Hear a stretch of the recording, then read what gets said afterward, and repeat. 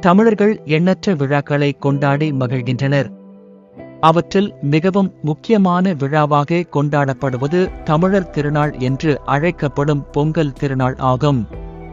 இப்பண்டிகை தமிழ் கலாச்சாரத்தை உலகிற்கு உணர்த்தும் திருவிழாவாக காணப்படுகின்றது. வேளாண்மையை அடிப்படையாக கொண்ட தமிழர் தங்களின் இறைவனான சூரியனுக்கு நன்றி செலுத்தும் விதமாக கொண்டாடுகின்றனர். இப்பொங்கல் பண்டிகையானது 4 நாட்கள் கொண்டாடப்படுகின்றது. பொங்கல் திருநாள் பற்றி காண்போம்.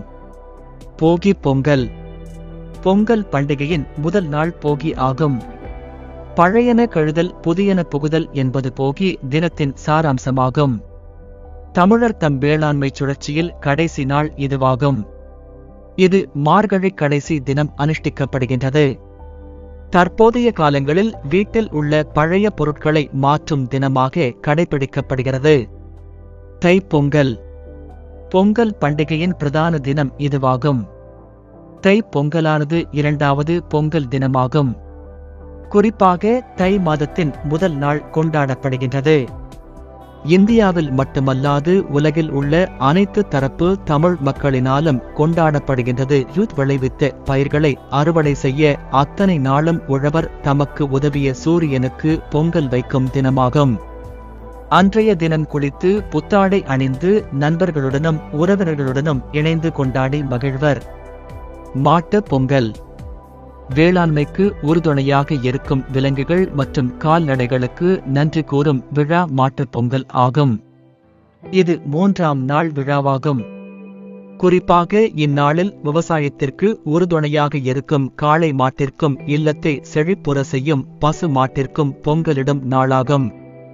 அன்றைய தினம் மாடுகளின் இடங்கள் சுத்தம் செய்யப்பட்டு மாடுகளை குளிப்பாட்டி கொம்பு சீவி வண்ணம் பூசி உழவு கருவிகள் அனைத்தையும் வைத்து படையல் வைத்து பொங்கி மகிழ்வர். காணும் பொங்கல். 4வது நாள் கொண்டாடப்படும் விழா ஆகும். இதனை கன்னிப் பொங்கல் என்றும் அழைப்பார்கள்.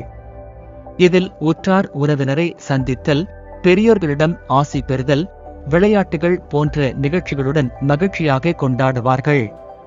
பொங்கல் தினத்தில் வாழ்த்து அட்டைகள் பரிமாறிக்கொள்ளும் பழக்கம் உள்ளது. அச்சு பதிக்கப்பட்ட வாழ்த்து அட்டைகளுக்கு பதிலாக தற்போது குறுஞ்செய்திகள் பரிமாறப்படுவது அதிகமாக உள்ளது. நவீன வளர்ச்சியின் காரணமாக தொலைத்தொடர்பு வளர்ந்து வருவதால் இந்த மாற்றம் நிகழ்ந்துள்ளது. எனினும் பொங்கல் பண்டிகையில் வாழ்த்து கூறும் சாராம்சம் மாறவில்லை. பொங்கல் தினத்தில் தமிழ் பெண்கள் பல வகை கோலங்களை போட்டு விழாவை சிறப்பிப்பார்கள். ரங்கோலி கோலம் உட்பட பல கோலங்கள் போடப்படும். நாகரிக வளர்ச்சியில் கலாசாரத்தின் தாக்கம் மற்ற கலாசாரத்தின் மீது படிவது சாத்தியமான ஒன்றாகும். ஆனால் பொங்கல் பண்டிகை மற்றைய கலாசாரத்தை தம்முடன் இணைத்துக் கொண்டு மென்மேலும் சிறப்பு பெறுகின்றது. இதற்குச் சான்றாகவே விதம் விதமான கோலங்களை தமிழ் பெண்கள் போடுவதை தமிழ் கலாசாரம் ஒருபோதும் தடுப்பதில்லை. இவ்வாறாக பொங்கல் பண்டிகையானது கோலாகலமாக ஒவ்வொரு ஆண்டும் கொண்டாடப்படுகின்றது. பொங்கல் பண்டிகை தமிழர்களின் நன்றி மறவாமை பண்பினை உலகிற்கு பறைசாற்றுவதாகவும் உள்ளது.